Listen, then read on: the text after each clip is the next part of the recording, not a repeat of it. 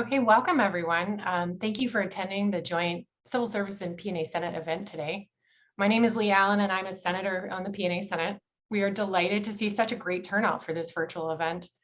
I also want to thank everyone who submitted questions for our presenter. We really appreciate that and value your engagement in this event. Our topic today is the realities of resilience in the face of burnout. This is a particularly relevant topic for many of us. We hope this webinar will illuminate what burnout is and what strategies can be harnessed to practice promoting our own resilience. Our presenter today is Ty Mendenhall, who is a professor in the Couple and Family Therapy program at the University of Minnesota in the Department of Family Social Sciences. He is a clinical member of the American Association for Marriage and Family Therapy and is an approved supervisor through LMFT. Dr. Mendenhall is an adjunct professor and clinician in the U of M's Department of Family Medicine and Community Health, an associate director of the U of M's Citizen Professional Center, and the director of mental health response teams in the U's Medical Reserve Corps. He is also the chair of AAMFT's Family Therapist in Healthcare Topical Interest Network, or TIN. Dr. Mendenhall teaches courses on integrated behavioral medicine, traumatic stress, emergency response teams, intimate relationships, and burnout and compassion fatigue prevention and recovery. In scholarship, he works actively in community-based participatory research, or CBPR, focused on a variety of public health issues. To date, Dr. Mendenhall has led or contributed to over 130 publications, including 49 peer-reviewed refereed journal articles and 51 book chapters related to CMFT, MedFT, and behavioral health in journals. In professional forums, he's delivered over 350 workshops and presentations across state, national, and international arenas. In 2020, he was honored with the National Council on Family Relations Families and Health Professional Clinical Practice Award. And without further ado, please welcome Dr. Mendenhall. Well, I sure appreciate that. Thanks. I didn't know you were going to read all that. Let's see. Can people see my screen on screen share? Give me a thumbs up. Look good? Okay. So let me start with saying I am so happy that people are talking about this in broader and broader contexts now. I think that in the context of healthcare, which is oftentimes where I am, this is longstanding known, but not so addressed. I mean, there can be a fair amount of stigma or silence around it. And that's changed, especially over the last 2 or 3 years with COVID. And it's expanded everything from elementary schools all the way up to graduate schools and medical schools and everything in between. And certainly as it connects to the providers, the physicians, the mental health folks across a variety of sibling disciplines, and the administrative staff and the people that check folks in at the front desk and our teaching instructional coaches and everybody that's in the same zip code of this work. And I think that is fantastic. And I think it's kind of sad. I think it's kind of sad that it has to be. But the reality is that it's here and it's with us, and it's something that we need to be doing as active participators in our work instead of reactive or passive recipients of it. And I'll tell you, let me integrate right off the bat different students and colleagues' voices in terms of what we're up to today, because I think this right here, academia is so famous for taking things that are gorgeous and personal and using dry or academic language to take some of the spirit out of it. And so I've asked students and I've asked residents, I've asked colleagues, again, across a variety of different roles in the university to use titles for this type of conversation that are more fitting for them and for their respective struggles. And these are some examples, and I have tons of them, but these are some of them, because I can't spend all of my time showing you the titles, although I think a lot of the titles might actually do some of this talk. It's better to prepare than it is to repair. And, everything in medicine, everything in healthcare knows this. I mean, if you never get sick, you never need to get better, right? I mean, if you never break a leg, you never need to go to PT for 6 months to fix that. Insurance companies usually won't pay for you to prepare. I mean, they'll pay for you to get better after you get sick or you get hurt. But if you can cut some of this stuff off at the pass, then you don't need to deal with it. And certainly burnout and compassion fatigue and a variety of different things that are connected to that are examples. Practicing what we preach. Most of us know this stuff. It's just that most of us don't do it.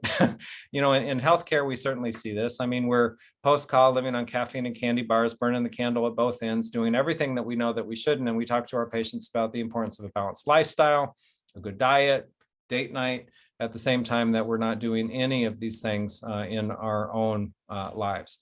Why am I working while I sit on the toilet? I mean, if you were guilty of this, you get up and the very first thing you're doing is looking at your phone, or you're on your emails, you're texting or whatever, that might say something, about how you're doing your boundaries across work and home. Contests and misery. This is a huge one. We see this all the time, where somebody will tell you about how stressed they are, about what's going on in their life, about how, something's happening at work that's just burning them out. And the very first thing that they say is not empathic. It's not, walking alongside them or being supportive of them. It's that now it's your turn to say how it's even worse for you. That you're going through twice as much of that, and that your boss is evil in this way, and that, this all fell. And it's like whoever is more unhappy wins, and we do this all the time. And I'm not sure that's such a good contest to win, but we definitely see people getting in competitions with each other about this all the time. We oftentimes look for the panacea, that one TED talk that changes our life, that one book, that puts it all together for us, that can fix everything. And, I would argue if one TED talk could do this, or one book could do it, we probably wouldn't have more books and more TED talks. But humans are always, after a simple fix. And, arguably, humans are a lot more complicated than that. And we always differentiate the terms complex and complicated. They're very different. And it's important, as a healthcare provider to do that. It depends on your role, but I'll just say complicated is not good. And when we're looking at different, single shot healers or fixes for this, usually it ignores the complexity and goes for something that really isn't going to work. It can be engaging to begin with, but it doesn't usually take us very far. I've heard a number of these types of sentiments that, I missed my kid's field goal, that you have children that are doing something amazing and it's their solo in the band and it's their 5 seconds of fame. And then the kid looks out and mom's got her face in her cell phone. Or, they do something like win a field goal and they look over and dad's checking his email. I didn't, completely miss this. And, what did that do, to your 9-year-old that, that's going to be something they remember forever, that they looked over and you cared more about your work than you did about them. How do we focus on ourselves first? Tapping the wisdom of airlines, put on your own mask before you help other people, or, recognizing that person that you live with 24 hours a day, who's the only person that you're with 24 hours a day, probably ought to be on your to-do list. And yet so often that person is not. Connected to wisdom like rocks, gravel, sand metaphors, and I'll talk about those here in a little bit. How can you be a rock? How can you situate or prioritize the things that matter and not the things that don't? And oftentimes we're not doing our lives or our days in ways that honor that wisdom. And then we wonder why our health, our relationships, and everything that really does matter start to suffer. And so I would encourage you, even just right now, maybe if it's safe and you're in your office and nobody's looking, start thinking about different alternative titles that mean something to you. Because I think that, everything that we're talking about hopefully is going to stick more than if it's just some academic title, that comes from some professor that you don't know. I mean, it's better than nothing, I guess, but personalize this and why you showed up and why this is important in your life. So move beyond this academic title of mine and make it your own. Burnout, what is it? We always want to define or try to operationalize stuff. And if you ask 100 people what burnout is, you'll probably get 100 different answers with some common themes. As it connects to your school, your academic, your work, your job, your career. I mean, there's differences psychologically between job and career. It happens across both. Connected with this pandemic that we're all living in, the real and the imagined, the real and the what if, the tangible and the intangible parts or facets of that. And what we're finding is that the symptoms or the places that burnout is happening are arguably everywhere. And it makes sense because humans are complex, potentially complicated creatures. We're biopsychosocial, spiritual creatures. And just like our systems that we inhabit or that inhabit us can struggle, so too are the resources and the strategies that we can do to prevent, ideally, or respond to and help to heal from and grow as it relates to this big and kind of amorphous concept of burnout. Physical, let's start there. I mean, arguably, everything that we experience starts physical. Every single memory, every single thought, every single cognition, every single thing that you experience is at its core physical. People that think that mental health stuff, if it's above the neck, is not physical, forget the fact that your brain is a 3-pound thing that sits in your head, floats, and it's got 3,000 miles of blood vessels in it, and it is physical. It uses between 30 and 40% of all of your blood sugar. It's not a particularly efficient gizmo in there, but it is physical. Right. And so too are your stomach aches, your insomnia, your aches, aches and pains anywhere, a variety of different types of things. And we know in a lot of research that starts with physical, emotions, cognitions next, right? Behaviors next. And we can't really start with psychological without honoring where this is coming from. The number one physical symptom that we see in burnout is insomnia. That's why it's at the top of this list. And it makes sense because insomnia connects to every single physiological and psychological, social, spiritual system that we have. A lot of you have probably heard of diabetes type 1. A lot of you have probably heard about diabetes type 2. There's an emerging literature on diabetes type 3, and it's connected to chronic sleep deprivation, which is par for the course in Western cultures now, because we cannot leave work at work. We go home and we keep working on the toilet with the cell phone, for example. We cannot disconnect. And there's a whole bunch of reasons, and I'm going to get into this. And because the brain, literally the only time that the brain actually heals itself is when it's in deep sleep REM sequences. If we're not sleeping, then we start to have a variety of metabolic problems that connect to early dementia and a variety of neurocognitive problems that do not get better once they're there, and they will forever plague you. You need to sleep.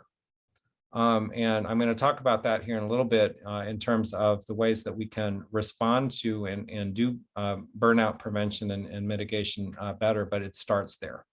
And, I could spend the whole time talking about just this slide. I doubt any of it is unfamiliar to anybody that's watching. Headaches follow exhaustion constantly, physical or psychological exhaustion. Using that glass of wine as your recovery from the day. Oh my gosh, I'm so stressed. Now I need wine is horrible. Using the nightcap to try to get to sleep. I could spend the whole time talking about that. Leaning towards basically anesthesia as a stress reduction makes your stress worse. It makes your sleep worse. It makes everything worse. Variety of different types of things and directions that we can go from that. But then we go into the psychological that's connected to it. Remember, your brain's physical. Everything psychological comes from there. And, on down. Depression, anxiety, common colds of mental health. In the last couple of years, anxiety has actually started to happen more often than depression. Depression used to be number one. It used to be the number one thing that we'd ever see in primary care, secondary care, tertiary care, connected to a variety of different other physical stuff or not. And now it's anxiety.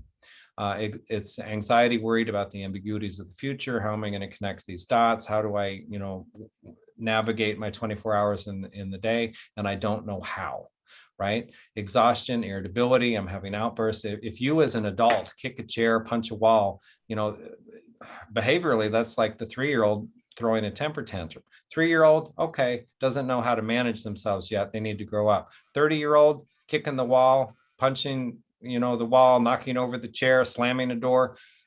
Diagnostically, that can get kind of scary. And oftentimes that is connected to burnout types of sequences. And then again, on down. And because I'm conscious of our time, any of these slides that I could spend the whole day with, I'm going to keep going through. Social, we all inhabit social systems, right? And humans are a social species. And oftentimes, for better or worse, I mean, the social systems that you're in can help or they can hurt. You can engage with them or you can disconnect with them. As it connects to burnout, we start to see poor performance across those. Absenteeism, of course, you're not doing very good work. You're bleeding your work over into your home life. You're doing sloppy work. One of the ways that we see this is with emails. Somebody sends an email with no greeting, no salutation. Instead of "Ty, I'd like to talk to you about our meeting tomorrow. The following are, some agenda items. Can you please add them in? Thank you, Sally." No, it's like, please add these to the agenda. Boom, click. And you're like, okay, that was rude. Right? I mean, you wouldn't do that in person, I hope. And actually, sometimes people do start to act that way in person. Poor teamwork, unreliable, missing meetings constantly, always late to meetings, which is, at least in Western and professional context, seen as quite rude. And it's not that we're going to demonize people. It's just that this is a sign of burnout. These are things that we start to see as people start to decompensate with this type of stuff. And we see it in relationships at home. Increased conflict with spouses, partners, kids, and related to these bullet points, I think more realistically, we probably should have reversed the first and second.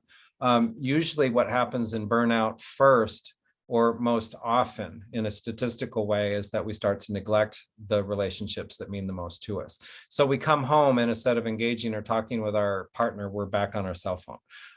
Instead of eating together as a family, we do it in shifts as we all watch TV passively. At nighttime, instead of talking to each other, we're sitting on opposite sides of the couch, usually again with our cell phones, doing a whole bunch of things that aren't consistent with sleep hygiene, and then we just do it again, and we do it again, and we do it again. Hi, honey, how was your day? It was fine, and that's all we say. It was normal. Or we just complain about how horrible our work was. So the only time our spouse ever gets us is that we're being super negative about how horrible our life is at work.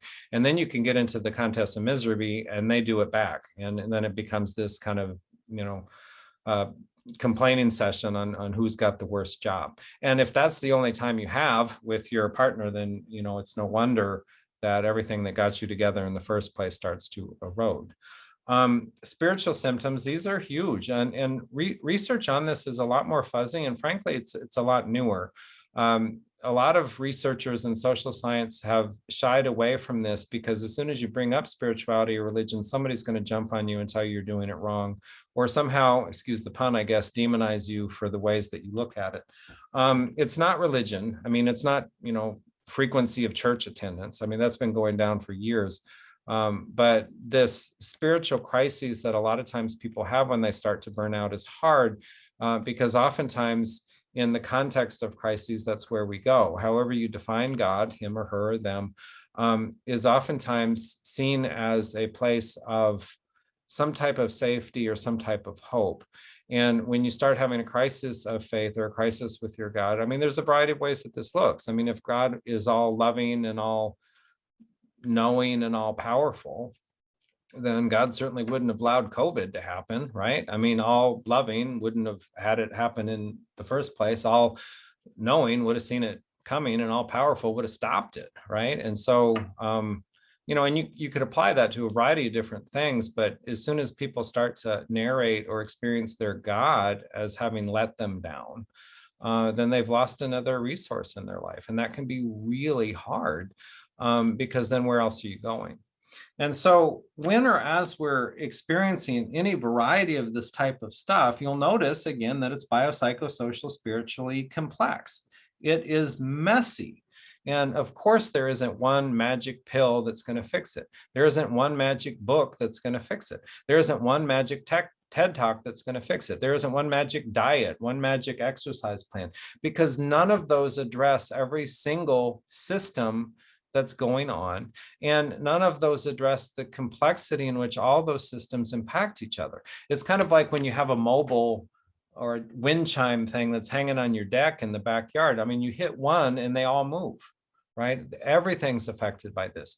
We know, for example, anxiety can be affected by low neurotransmitters like serotonin, dopamine, norepinephrine in the brain, just as much as it can be impacted by self-defeating thoughts, just as much as it can be affected by problematic relationships, just as much as it can be affected by food insecurity or losing your job.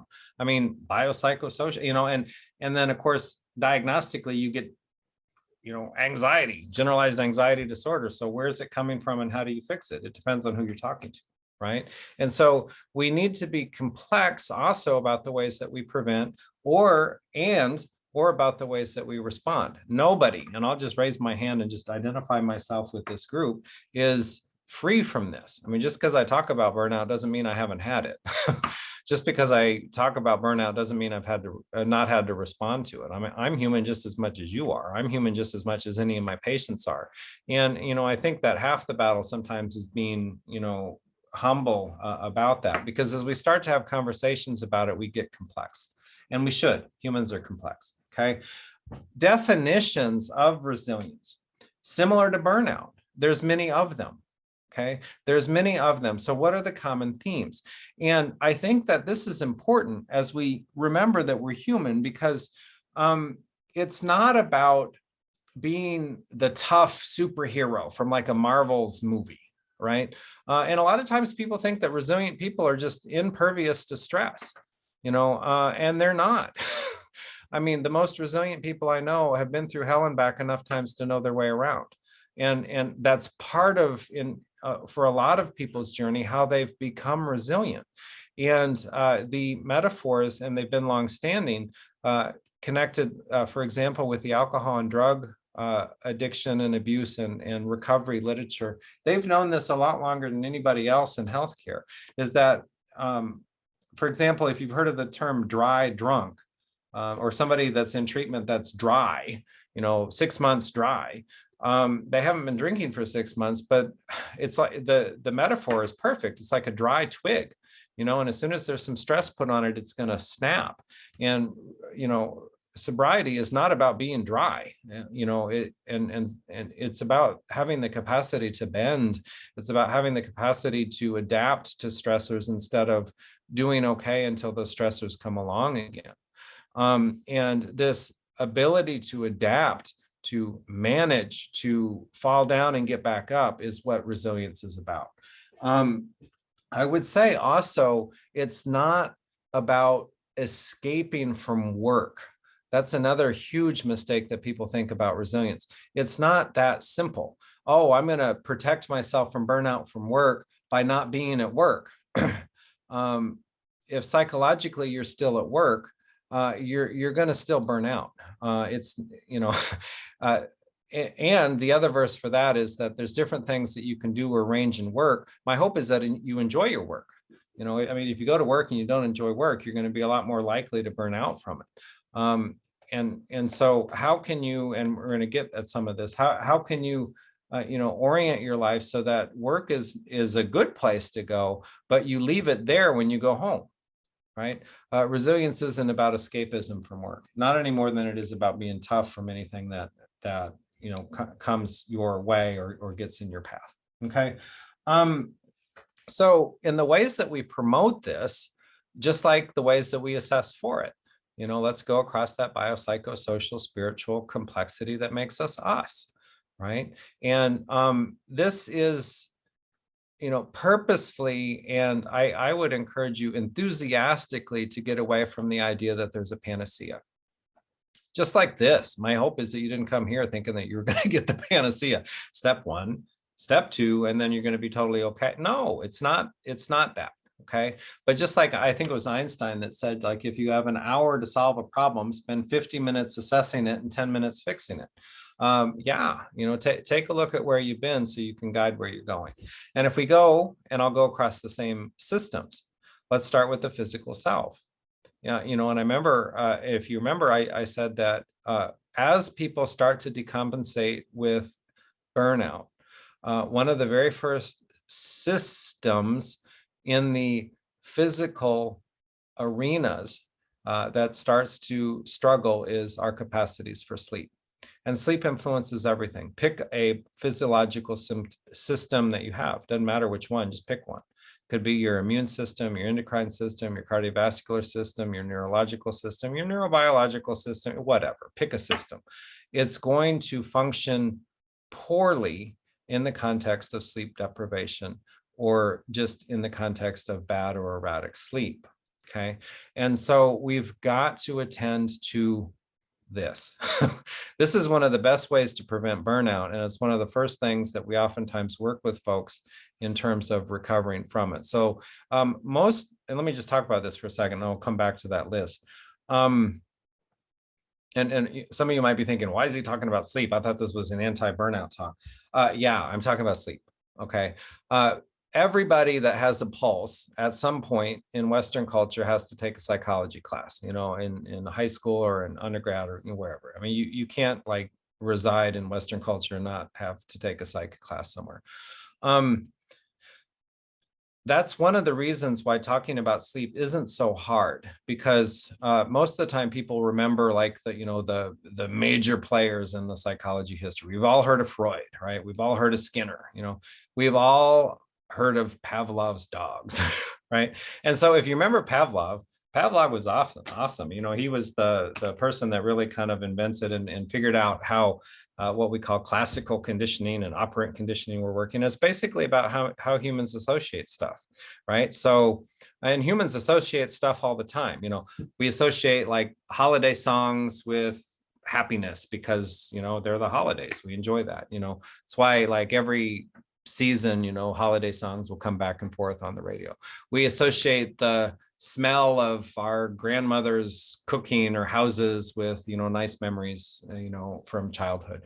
We associate horrible horrible feelings in the pits of our stomach when we see those red and blue lights flashing behind us in the car, because that never goes well.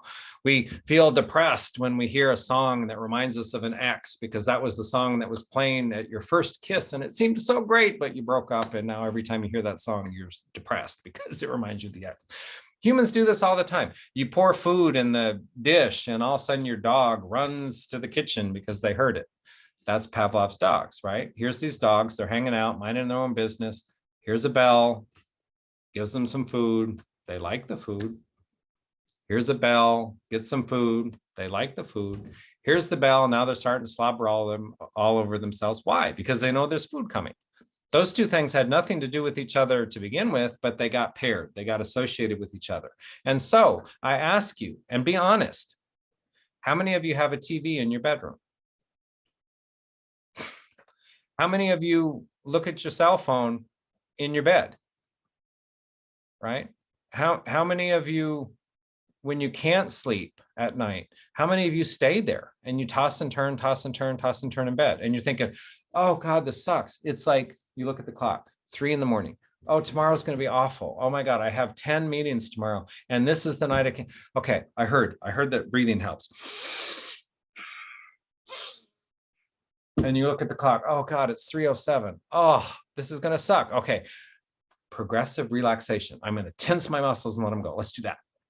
And you look at the clock and now it's 3:12 and you're going, oh, what are you doing? Well, first of all, TV, bed, cell phone, bed, tossing and turning. But I mean, what you're doing is you're teaching yourself to associate being awake with the bed.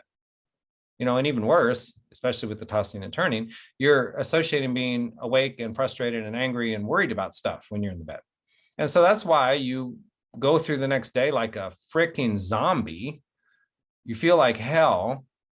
And you're thinking all day long, oh, tonight I'll sleep. And then you get back in bed and you can't sleep. Right? I mean, because that's where you've taught yourself to be awake and to be frustrated. So get the TV out of your bedroom. I mean, if you take anything away from this talk today, get the TV out of your bedroom if you got one in there. I guarantee it. It's a hell of a lot better than getting anesthetized by your physician who's giving you so much trazodone and Seroquel to basically get you through the associating training that you've done to yourself to somehow sleep pharmacologically and then wonder why you don't feel good anyway. And if you do this by yourself, a lot of times that's done with alcohol, right? So now I'm going to have the nightcap. And then the problem with alcohol is that it's a diuretic, so you have to get up and pee several times during the night. It also keeps you out of REM sleep. You don't go into REM sleep when you drink right before bed. And REM sleep is when you rest. So basically you're in this limbo state of anesthetic, and you, of course, you wake up again and you wake up again and you wake up again. This is why, you don't even have to drink so much you have a hangover. If you drink right before bed, you're not going to feel good the next morning because you didn't go into REM. You've got to sleep. And all of these things that are connected to sleep hygiene, you don't need to hear it from me, just Google sleep hygiene. There's a whole bunch of other things that are connected to sleep hygiene. If you do them, you'll sleep better. Right? Will they work? Excuse the pun, overnight? No. Usually if you've gotten yourself into these bad sequences, they'll take a couple weeks to start working.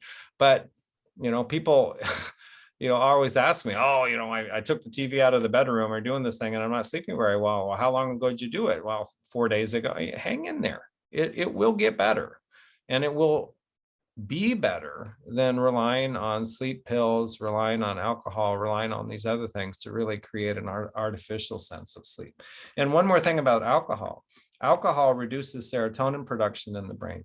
Serotonin production in the brain is connected to melatonin production in the brain. Melatonin is connected to circadian rhythms. You can take melatonin if you want to stay out of the physician's office, but you're still missing the serotonin before it, and you're still doing the diuretic effects of the alcohol that'll keep you out of REM sleep. Don't drink alcohol before bed, right? It's not good sleep hygiene.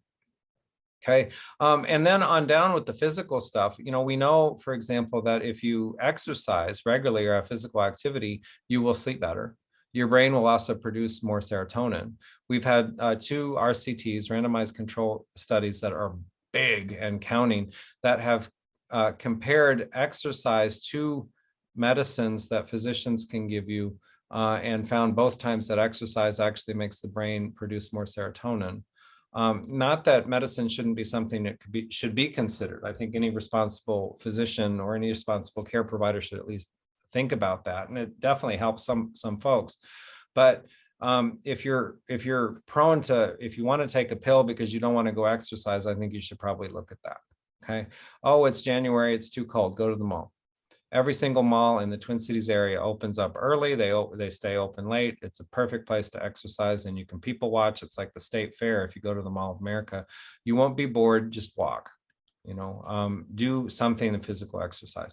And there's a variety of other things I can share if you email me anything and all things that are connected to this, and in honoring our physical well-being as a prepare against burnout, and oftentimes as a way to mitigate it once it happens. Okay, the psychological selves then, and again, think about the title that you put, as your own title, and the different ways that you struggle or different things that you resonate with. But folks that struggle with burnout and or in different arenas, compassion fatigue, and those are a little bit different, but certainly overlap, are oftentimes in a situation or a way of doing their life that self-time, or that person that they're with 24 hours a day, is not treated like a priority. And here in a little bit, when I talk about the ways that we prioritize stuff per se, I'm going to get that a little bit more. But you have to have, all of us in different ways have a to-do list. We have a calendar. We have a Google Calendar. We have like a paper and pencil thing. Whatever, however you get your day with checking off what you need to do, look at it. I'd encourage you to just, not pay attention for a minute as you're listening to me, and look at your to-do list right now and see if you are on it. Or see if everything that's on your to-do list is a meeting with this person, or a meeting with that person, or getting this project done. Is exercise on it, right? Is doing something that's wonderful and good for you on it, like your art or like your music, right? If you are literally not on it, there's a high likelihood that you won't do it. Okay, and then as you're struggling to figure out how you put it on it, I wouldn't minimize that. Maybe it's not on it. Maybe that you are in a place that this is happening for you, and just be honest and be humble about needing to get on it and needing to reach out potentially for help.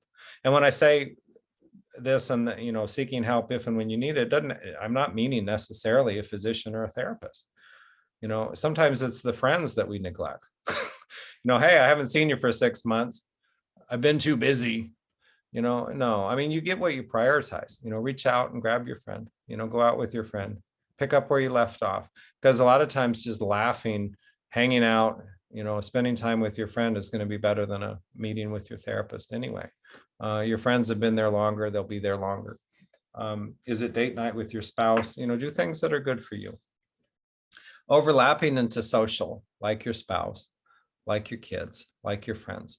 I think that we need to honor the fact that our social systems happen at work at the same time that they happen at home.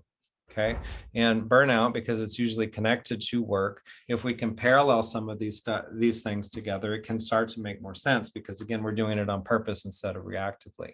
So social at work, let's land there for a second. And I say at school because we're at the university, however you want to define school. Figure out and negotiate what's to be expected beforehand, and stick to that. Outline goals that are, SMART goals. Google that. Specific, measurable, achievable, relevant, and time bound. Right? That's what SMART means. So don't, let's get this done, or personal. I want to lose weight. That's not enough. That's not specific. It's not time bound. It's not public in a lot of the ways that you can be held accountable for it. And along the way, and I think this is especially true of high functioning people, all right, and I would say that I'm guilty of this, is to resist being perfect all the time. If you're going to give a presentation, don't spend the extra 2 hours trying to figure out how to make PowerPoint as gorgeous as possible. Just get up and give the talk. Do a good talk. Nobody will remember what the PowerPoint looks like anyway. If you're looking for like the perfect video to illustrate something, and you already have one that's good, and now you have the choice between spending time with your spouse or spending the next 2 hours looking for the perfect video, nobody's going to care what video you show. You made your point. Do good work, but don't neglect the rest of your world for it. Okay. What is good enough?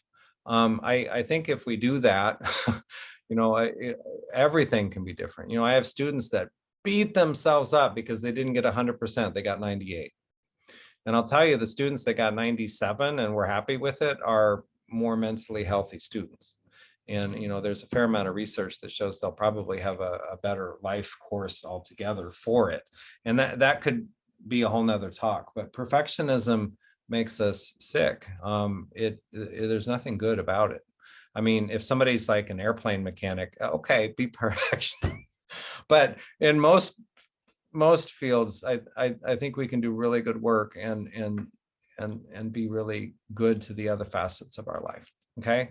And then again, social with family. Prioritize this. You get what you prioritize. So go home and put your phone down. Have dinner and look at each other, not with the TV. Right? Have date nights. So no matter how stressful and horrible your week is, all week long, that Sunday you're going to go out to dinner, or you're going to go to the Arboretum. The Minnesota Arboretum is just gorgeous all year round. You're going to go snowshoeing, and you're going to look at their new flower exhibit. If you're connected with the university, you can go there. And that's time for you and your spouse, because they mean more to you than your work, I hope. Right? And figure out different ways that can look. And then with the spiritual, that's on you. Don't do it my way. Students oftentimes ask me this stuff, and I don't want anybody to follow my way, because so many of these things are so much more personal than that. But where or how do you feel this? If you don't, skip it. That's fine. This isn't going to land in the same ways for everybody. But I would honor it, and I would think about it. And again, it's not just going to church. Usually that's not where people experience the spirituality of a faith, usually community, or different ways that can look. Okay. So as we go forward, and this is closing thoughts, it's not that we're going to end in 2 minutes. So there's a few slides here that will get us up to some Q&A here in about 10. Because I think that as you put this together, recognizing that we're complex creatures, okay, that burnout can happen across our biopsychosocial spiritual continua, that the abilities to respond to it if we're in trouble, to honor our humanness along the way, is a constant balancing act that, in my opinion, should never stop. It should never go away. Okay. And what we're seeing, and my wife, for example, is an elementary school teacher. They're already talking about this with their kids, with third graders. I don't think they've done it lower than that yet, lower like younger grades. They will, because a lot of our children now are growing up in context to live and die on those test scores, right? And like literally their value as a human being depends on what their grades are. And we're certainly seeing it in college. They came by it honestly because they're growing up in that kind of context. And we have SAT and ACT prep courses now, like in 8th and 9th grade, you know, when they don't even really matter until 12th grade, and they probably shouldn't anyway. You know, we're dropping the GREs from graduate programs left and right because they're such poor predictors of future success. But the context that we're in means it's lifelong. That's my point. Okay. It shouldn't just be now. And it should be something that we think about and role model with our young people and never stop. Right. And so how do we do this well, really across the life course and in terms of whatever we're up against? And I think if you can see here, it's important to remember that there is no, again, panacea, but like I've said a little bit less often, but let me just drive this home, is that if it's not intentional, it won't last. I mean, the sun rises in the east. The world is round. There are some things that we know.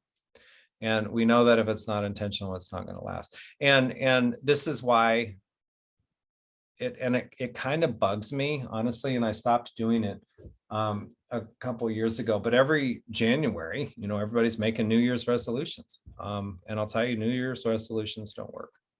You know, and when I say it bugs me, it's because a lot of times, you know, like some newspaper or somebody will, like, they'll reach out to my department or they'll reach out to me and say, hey, we're doing a story on New Year's resolutions on how they work. Can you talk to me? And I go, no, because they don't work. I mean, anybody that thinks New Year's resolutions work, go to a gym, maybe not now, it's not safe, but in general, you know, go to a gym in January and then go back in February and see how many people are there. They don't stick. They need to be a purposeful lifestyle thing. This is why diets don't work either. You know, most of my physician friends like to remind their patients what the first 3 letters of the word diet are. You know, they don't stick. They don't last. Lifestyle, they'll talk to you about that. Diet, so you lose 20 pounds, what? So you can gain it back and then come and see them again? And nobody's interested. You have to think of, and what I mean by the intentionality is this is not temporary. This is going to stick. This is going to be what you do now. Okay. And you need to be careful along the way of that human tendency to do the opposite. You know, that I know I should exercise for years, and then finally I'm, you know, 400 pounds sitting on the couch eating Doritos and I have a heart attack, and all of a sudden now I'm motivated. And now I'm going to go to the gym 7 days a week and I'm going to eat lettuce. You know, and I know that's kind of a sarcastic example, but that's what we see in January all the time. And it's not a sustainable thing either, and that's why they don't work. Okay. And any of these behavioral changes, as you can see down here, take a while to stick. I talked about sleep hygiene. I have argued with colleagues and patients sometimes for 6 months or more to get the TV out of the bedroom. And then they finally do because they're still having trouble with sleep. And then they're mad because they're not sleeping better. But, you know, after a few weeks and they're not looking at their phone, they're reading actually like a book with paper, you know, before bedtime, or, you know, they're exercising now or whatever. Usually in about 2 or 3 weeks, they're sleeping better than they ever have, or at least that they have in recent memory. But you got to be patient with this. Same thing with a variety of things. You know, if your habit is to drink wine every night because that helps you quote unquote relax, and then you stop, and I'm not getting into the arenas of addiction. I mean, that can be another conversation, although some of this does apply there too, is that when, you know, if every single night you drink wine and you stop because of what we're talking about, because you know that that's not going to help you, actually you will sleep worse, usually for at least like a week or two, because your body's used to it, and it's recalibrating itself. So anytime you do some of this stuff, you got to hang in there. There is no one day or overnight fix any more than, like I've said a few times now, there is no panacea. Oftentimes the panaceas sell the books because they also promise a quick fix. Humans are more complicated than that. Okay. And so along there, I want to emphasize the evaluation of our to-do list, because that is one of the big ways that we do our time. If you've heard of rock, gravel, sand, hang with me for a minute. But I promised that I'd come back to this story. And I think that this has everything to do with that critical evaluation of our to-do list. This was taught to me in a way that I thought was just so engaging. My professor years ago, he shows up to class and he put down this big glass mason jar, and then he dumps out this gravel like you'd get out of your driveway, and then dumps a bunch of sand on the table like you'd get off the beach, and then dumps a bunch of like rocks that if you were up at the North Shore, you might pick up and put in your fish tank when you got home, the bigger. I don't think that's legal. And he said, all of this stuff is going to fit in this jar, but you got to put it in the right order, right? And it was, I'm kind of like, this is a mental health class. Am I in the right room? It makes total sense though, right? I mean, we've been telling college students this for years. Do the big stuff first. Put in the rocks first, and then do the gravel. They'll fit around the rocks, and then the sand will kind of fit in all the nooks and crannies. And, at first I had no idea why he was teaching me this. It was so obvious. But then he got us. He said, okay, well, how are you doing your day? Or how are you doing your life? What are your rocks? And it's a really short list. The person that you're with 24 hours a day should be a rock. Again, look at your calendar right now and see if that person's on it. Your relationships, your marriage, your kids should be a rock. Okay, so you don't miss their field goal because you got your nose in your phone, right? Some people, it's their career, of course. Some people, it's their faith community. I'm thinking of other things. It's a short list. We all have rocks, but we don't have very many of them. Gravel, that's important, but the world won't end if you don't do it now. So this won't be applicable probably even just a few years from now when everybody's driving electric cars. But, if you have a car that runs on gasoline, you got to change the oil. You get that 10% oil light on. If you don't have room today, okay, but go get the oil changed, sometime in the next, week or two, because if you don't do that soon enough, you're going to have a ton of problems and it's going to be really expensive and it's totally going to suck. So do it. Gravel is important, but it's not in the same group as the rocks. Sand, I don't know, diagnostically, does anybody care? Does anybody care besides you? And it makes sense when we start thinking about that. And yet most of us do it back-asswards. Most of us run around like these mad, crazy, busy, overscheduled people with all these essential things we must do. One more time, not going to exercise because we don't have time. One more time, neglecting our relationships. And the number one reason that relationships fail is because of neglect. It's not because of fighting. But at least we're caught up with our email. At least we know what's going on with Facebook or our social media. And at least the house is clean and the laundry is folded. And I don't know about you, but if I had the choice between physical health or good marriage, and I'm a neat freak, I'm just going to be honest, but I would rather have my house be messy. And I would rather be a little bit behind on my email. Because you know what? You might not believe this, but you'll always get caught up eventually with your email. But if your health is gone or your relationship is gone, you won't catch up on that. And so my students, for example, a lot of them create this like 3-column calendar day. What are my rocks? What are my gravel? And what is my sand? You get up and you do your day that way. You know what? At the end of the day, you got your rocks done. Because humans use the time that they have, not the time that they need. If you don't believe that, go to one of my classes someday. From the very first day of class, they know because they look at the syllabus when the final paper is due. And they still, a lot of them email me the night before asking for a 1-day extension because they need it. If I had moved that deadline up 1 week, they would still, the night before it was due, send me an email asking for a 1-day extension. And if you decide when you get up and you go to work that you're done at 5 o'clock, then you will get your work done. If you don't, you'll go home and get back on your phone and neglect your relationships because you're on your email. Humans use the time they have, not the time they need. And so when you start to structure your life so you can do those rocks and get them done, right? And because your relationships and yourself are a rock, then suddenly, because you get what you prioritize, you'll have the time to go exercise, to hit the mall on the way home if you don't like, January weather, that you'll honor your spouse or your date night on the weekend instead of having to let your work or everything else that doesn't matter creep into that. You get what you prioritize. And you know what? If you are behind on Facebook, you'll catch up on Facebook too. So think about how you do that. And along the way, remember that there's more to life than your work.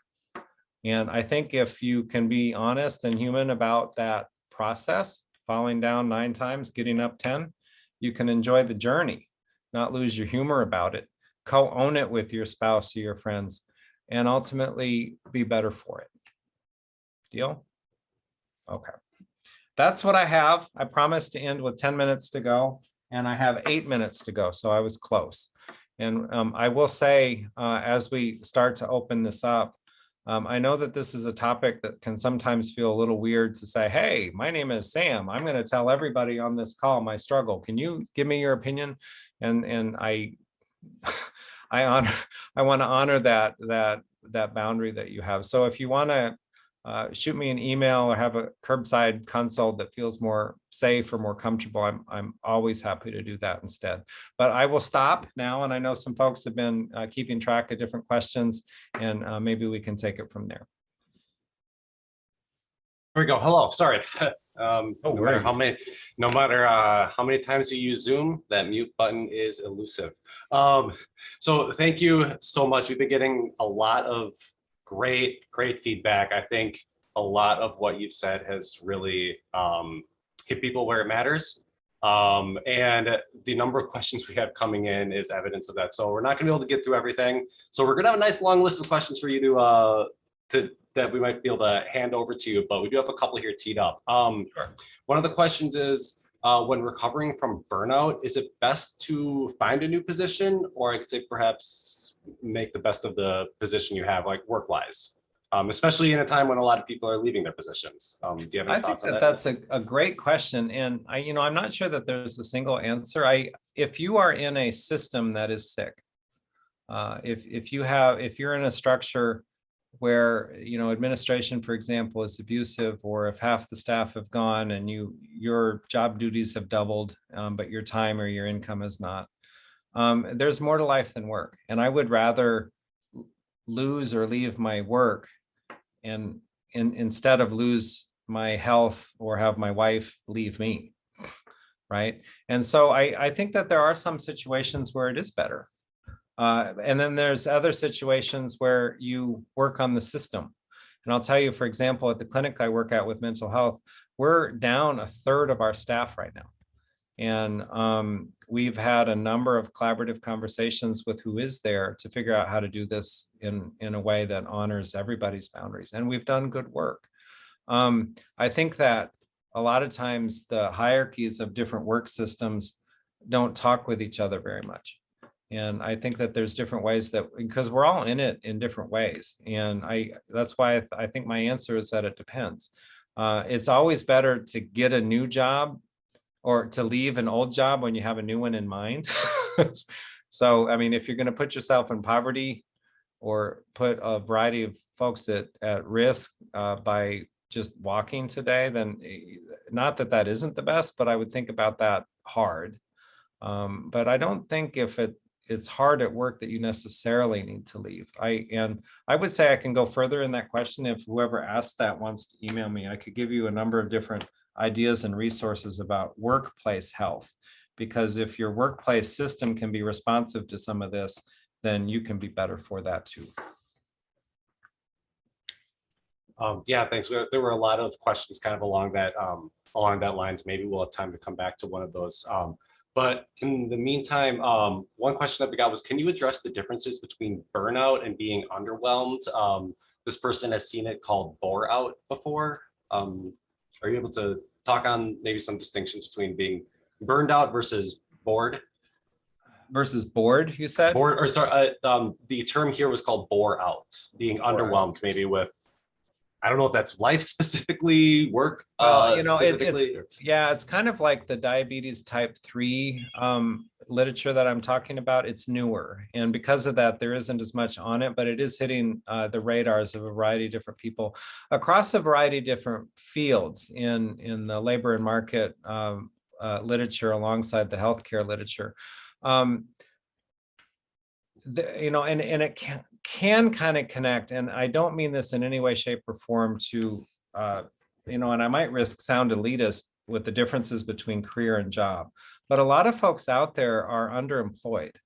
And it can be kind of soul-sucking when you are underemployed and not challenged, but crazy busy trying to dot I's and cross T's all day with things that you don't feel in the big scheme matter, or that if you left, they would just replace you the next day. And that can feel demoralizing and horrible. And then there's a variety of kind of yeah, but situations on, well, just find a different job, right? Simple. Well, anybody that says that, I think, is oftentimes missing a lot of the story. It's not that easy. And so people can feel stuck in situations where they simultaneously feel burned out, but underwhelmed, right? Underemployed, et cetera. And that is hard. And there's different paths for that, where you can potentially work with administration on what those job descriptions are, how to differently divide things up, to do your work better, to advance in those arenas, or not. And then in the context of your own family and your own home bases, sometimes making some tough decisions about what you do next. But unless you're close to retirement, I would always consider ways to move up or to move out as some of your options. It's like humans oftentimes stop when there's two options: leave or stay, black or white, foreign or domestic, stay together or divorce. When the reality is that there's often 3, 5, 7, or 10 options if you keep going. I have my students divide 13 and a half. What's 13 divided by 2? And they all say 6.5. And I say, keep going. And they're like, what about THIR? TEEN, right? What about going Roman numerals? What about going latitudinally? There's 1,000 solutions if you keep going. And I would encourage people, if you don't like your options, keep looking for more options. Thank you so much. Actually, I think that might be a really good place to end on. Yeah, we got 30 seconds left, I guess. Exactly. Yeah, we have a little bit of a closing. So I think, Missy, were you going to take it from here? All right. Wonderful. And just shoot me an email if folks are interested in following up. I'm happy to do that. Excellent. Thank you.